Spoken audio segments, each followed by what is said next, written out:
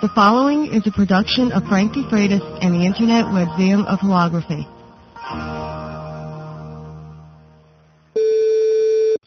Hello, everyone. This is Frank DeFreitas, and welcome to another week of HoloTalk for the week of April 19th.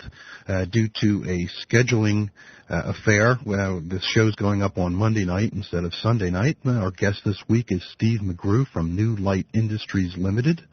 And Steve will be with us in just a moment. But before we go to Steve, I just want to mention something to the listeners. And, you know, I've always wanted to do something special for the HoloTalk listeners. And I think I have something that I can do that will be considered a little bit special. And here's what it's going to be.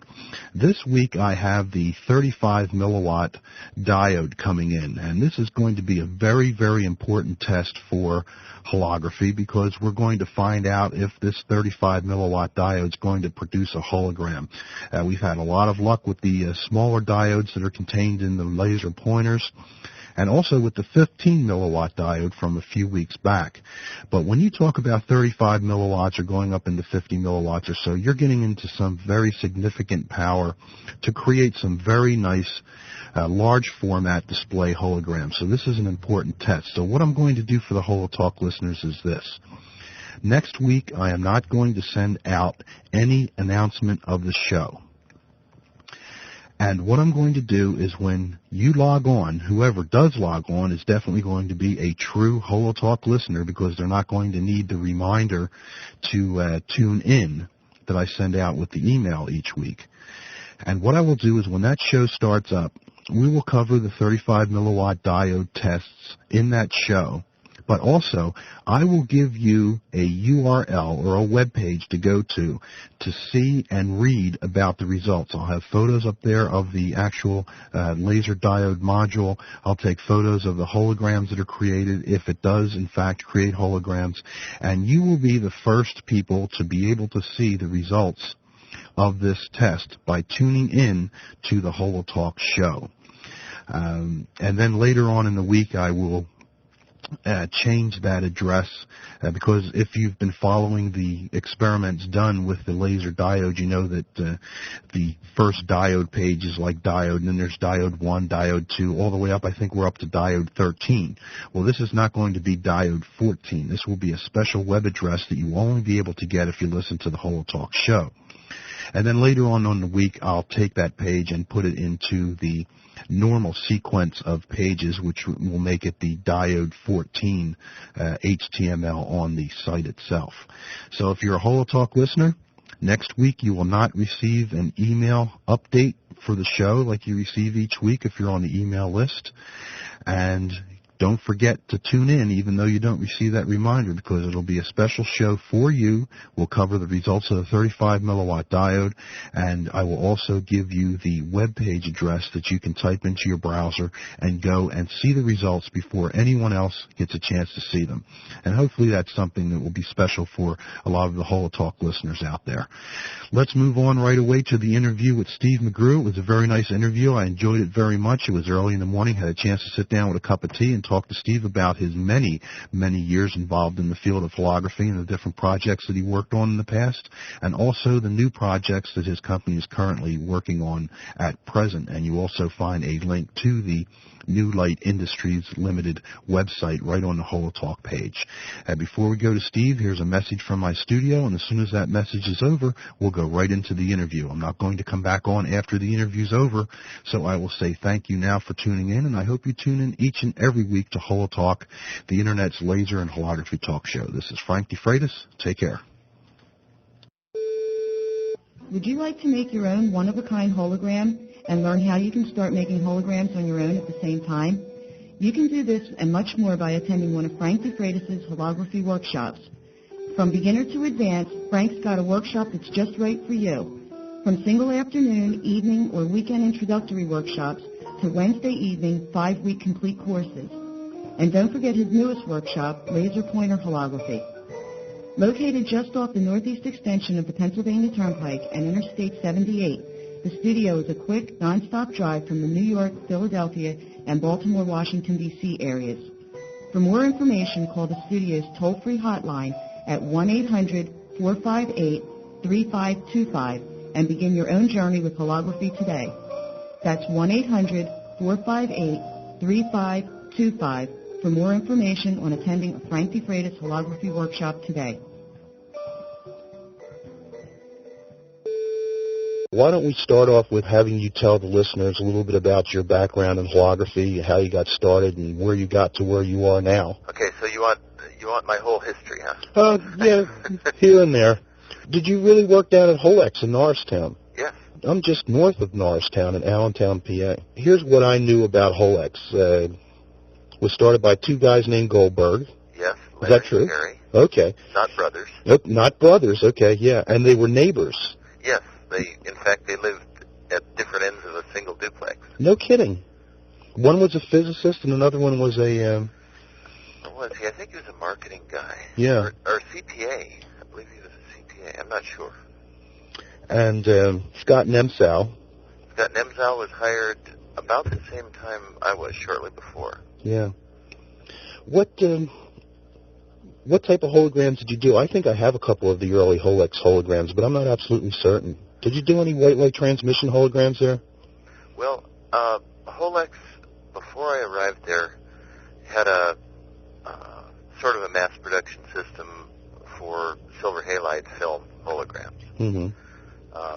They had some Air Force film transports that were used in aerial reconnaissance or something like that, and some roll-to-roll developing stuff, and made holograms that I think were primarily sold through Edmund Scientific and places like that. That's where I got mine. I bet you I have a couple of the early Holex holograms. And they were all the laser viewable type. They also, if I remember correctly, they had also a viewer that I think used a sodium lamp and a filter, and it worked really well. Yeah. Then I'd been working in Europe at Europlex, and came back here and went to work then for Holex, and I was hired basically to set up a mass production system for DCG holograms. Okay. So that's what I did, and in the process worked out the techniques for controlling the color on DCG holograms. Which is tough to do in Philadelphia area, I bet. It wasn't that bad. Mm. It's funny how when you get a process set up, as long as you keep all the parameters under control, it always works the same way. Yeah, did you have to environmentally control things? Not really. No kidding. You had to do things, not leave stuff out, you know. Yeah. And as long as... No, it turned out not to be a problem. While I was there, Jerry and I worked together pretty much to improve what he was doing, and I set up some modifications of their system to make rainbow holograms. So they were doing some mass production of those. Then Mike Long came to work as my assistant, and after I left Holex, he ended up being their chief holographer. Did you start up Light Impressions after you left Holex? I left Holex, and then I went to work for Holosonics, /Holotron, in Richland, Washington. That company self-destructed very quickly and left me marooned down in Sunnyvale, California. And that's where I started Light Impressions. Here's a story I've heard. Okay. And tell me if this is true or not, because this could be an urban legend. It's said that you came up with the idea for doing a lot of the embossed holograms while sitting at a desk and playing with silly putty on a comic book. That's a wonderful urban legend. Is that true? Probably shouldn't mess it up, but it's not true. No kidding. No kidding. Have you heard that before? No, never have. Yes. But tell everybody you can think of. It's a great legend. Yeah, it's just a flash that came onto you when you were taking silly putty and putting it down onto a comic book, and you would peel the silly putty back, and you know how you would get the image on the silly putty from the ink. And that's when you had a flash of embossed holography. That's such a good story, but it's not true. No kidding. Well, you heard it here first, folks. I'll tell you, the first mention I ever heard of hologram embossing was I was in San Francisco visiting Multiplex, and Steve Benton was there, and he was talking about how someone ought to set up hologram embossing, and he mentioned that there were a bunch of companies that were embossing diffraction gratings. And he mentioned the diffraction company and said that there were some others. So eventually I tracked down the diffraction company. I found that nobody was embossing holograms. And then I did a literature search and found that RCA had done a fair amount of work recording holograms on photoresist, and they actually embossed holograms, but they weren't holograms that would be useful to holographers. They were for a videotape. And the efficiency they got was down around 3% or so. Wow. Really good. And the methods they used weren't really good, but the basic principles of recording the holograms on photoresist were perfectly good. They just needed some refinement. So that's what I did. I always thought that the holograms that came out of Light Impressions were beautiful. Well, thank you. At the time, I completely thought that they were the best embossed holograms on the market. Well, thanks. They were so crystal clear. I mean, the color, not just the crispness of the work that was done, but the actual colors themselves were just, it was almost like looking at a grating, a very high-quality grating. Well, a fair amount of thought went into picking the spatial frequencies to get those colors. There are color diagrams, chromaticity diagrams, and so on that can be really helpful in picking the right wavelengths. So that's what I did. But I would say that the crispness and the brightness of the holograms came from two things. One was the particular 2D, 3D technique that we used. Gives you sharp edges, and it's still the best there is, using those contact masks. The other is we had a company culture of don't send it out unless it's as good as we can get it. Yeah. And we threw away a lot of hologram masters because of that. But I think it paid off. We know a lot of people collect those type of holograms now, and I wouldn't be surprised in the future if they weren't considered collectibles. Well, I hope so. For instance, I have what's one of your famous pieces of work is the Reese's Pieces stickers. Oh, boy, yeah. What's special about mine is I have a complete uncut sheet of all the stickers together. Oh, that's neat. And I don't think there are too many of those out there. No, there aren't. There are very few of those. Yeah. In fact, I don't think I have one. So that would be considered collectible. Well, that was actually the first of the 2D, 3D. Yeah. Before that, there were some straight 2Ds, but that was the first 2D with a 3D background. So no kidding. That's a good collectible. Yeah. So I hold that close to my heart. That's great. Now, this company you have now, New Light Industries Limited. Yeah. You've got a few interesting projects that you're working on out there, the holographic image setter, which I'd like to point out to people probably doesn't have a lot in common with the photo typesetting or the regular image setters that we normally see in graphic arts and pre-press industries. That's correct. It doesn't. But why don't you tell us a little about that? Well, it's what I'd call an advanced dot matrix hologram printer. What makes it advanced is some of its features. Its basic dot resolution is about 2,000 dots per inch, but inside each dot we can store an image, and that image, in essence, has resolution down to about 20,000 dots per inch. Wow. The grading frequency is continuously variable over whatever range we choose, which means you can pick any spatial frequency you want and assign that frequency to a dot on the fly. What are the main problems that we're looking at in creating an image setter that will be able to actually print out the interference pattern to reconstruct a three-dimensional object. That's quite a ways down the road, I would imagine, isn't it? No, it really isn't. And it can be done right now. There are several trade-offs. If you want to use a standard dot matrix printer, you need to be able to put a lot of dots into one little resolution element. I'd say a resolution element is about 5/1000ths of an inch on a side, because anything bigger than that you can see with your naked eye. So as long as you can put a lot of dots inside that, all with different spatial frequencies, you can build what amounts to a pixel that contains, well, let's see, if you had 1,000 dpi and your resolution elements like that, you'd have 25 different spatial frequencies you can put into that one dot. If you have higher resolution, that goes up to, at 2,000 dpi, then it's 4 times that. So you get to the point where you can put as much information into one resolution element as you can into an element of comparable size on a rainbow hologram. And at that point, you can build a 3D image. I don't think that's the easiest way to do it. Yeah.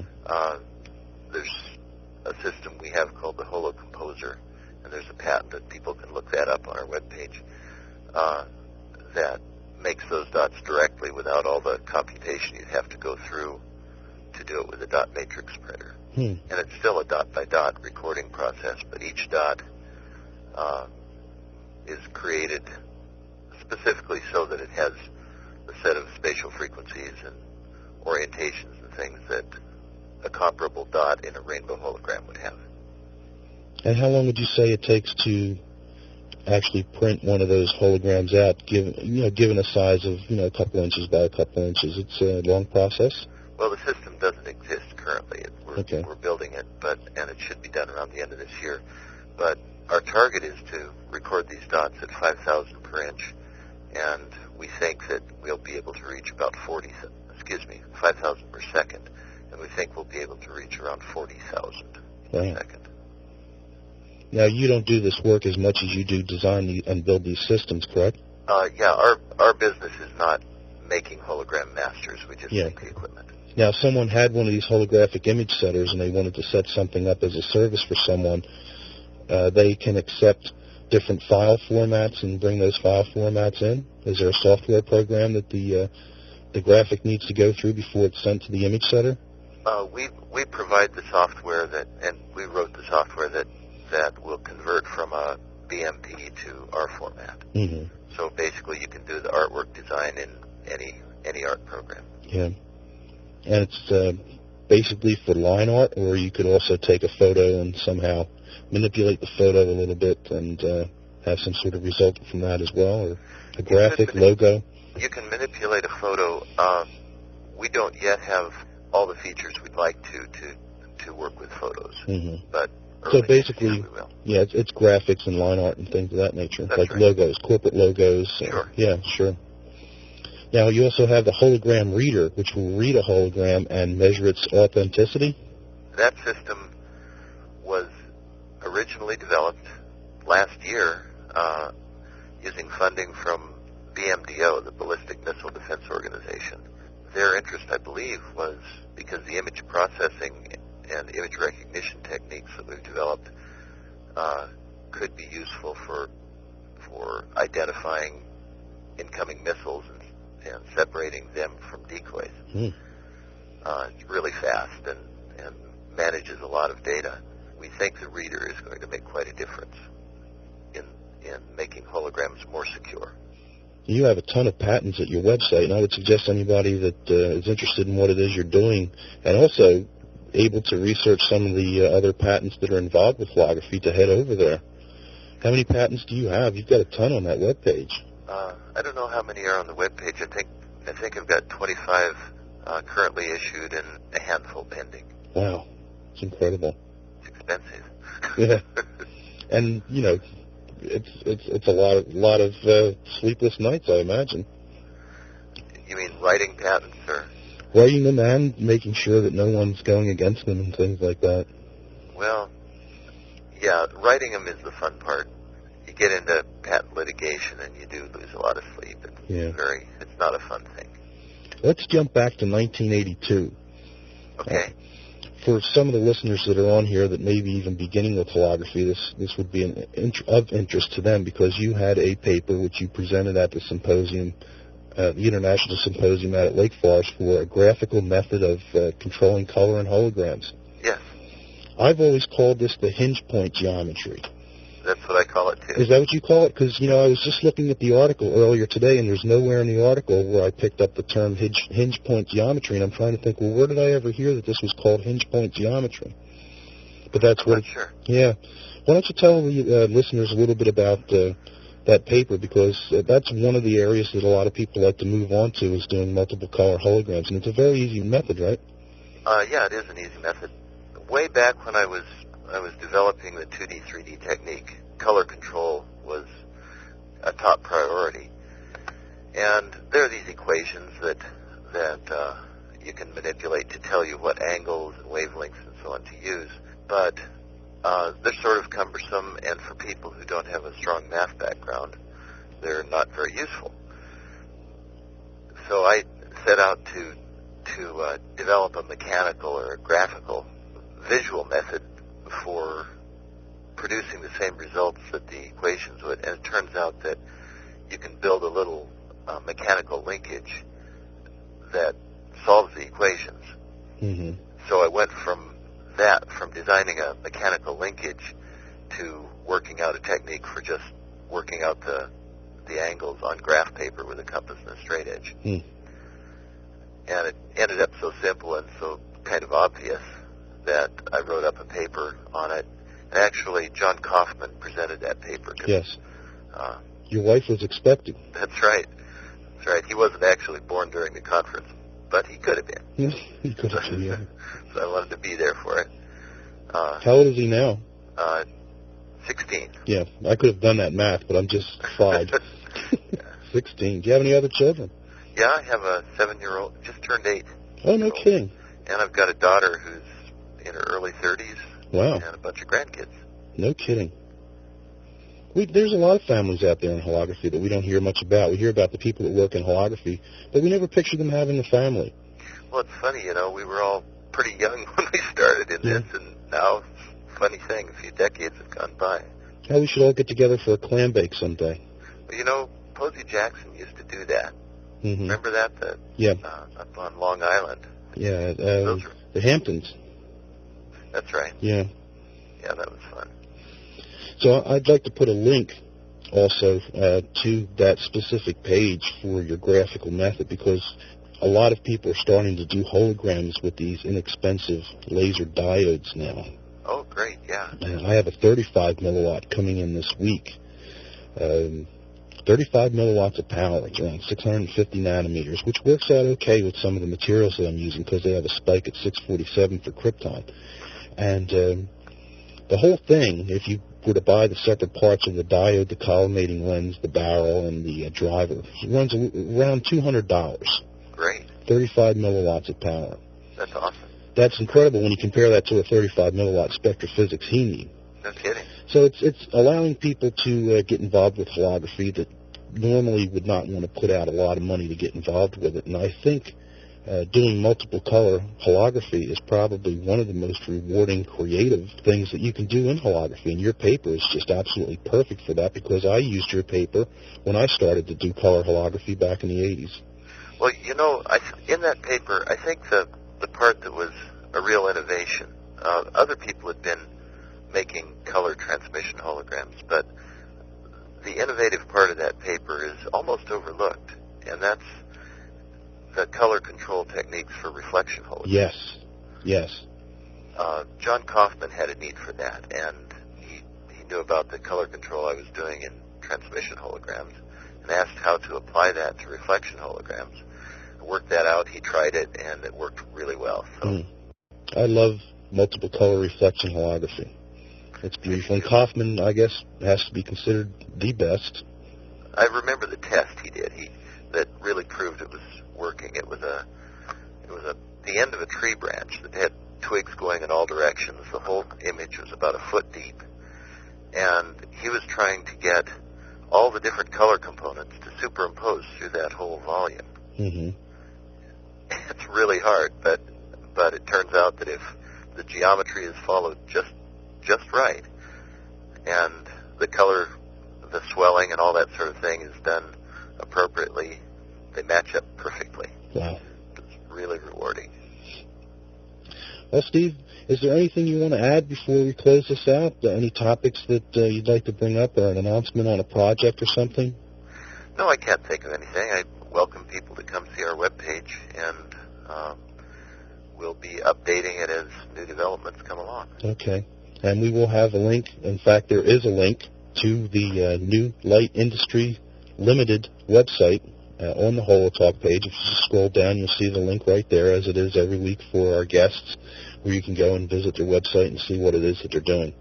Steve, after all these years, finally had a chance to talk to you. It's a pleasure to talk with you.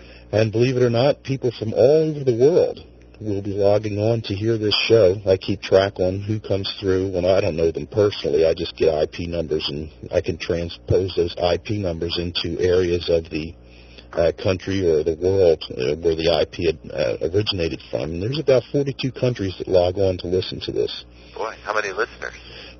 On a good Monday, excuse me, when I usually put the show up Sunday night, tonight it will go up on Monday night. On a good first day, there's usually at least 1,000 listeners the first day. The most I've ever had was, I think it was 1,013 and 1,033. That was last year, and the one for this year's show has actually been 1,800. That's very impressive. Isn't that something? Well, there's no other place to get it. Well, And it's immediate information in holography. I mean, it's so tough to get information in holography anyway. I mean, this is immediate. Terrific. You know? Well, you're doing a great job. Well, thank you very much, Steve. I appreciate that. And thank you for taking the time to be a guest on the show. Nice talking with you. Take care, Steve. Bye. Bye-bye.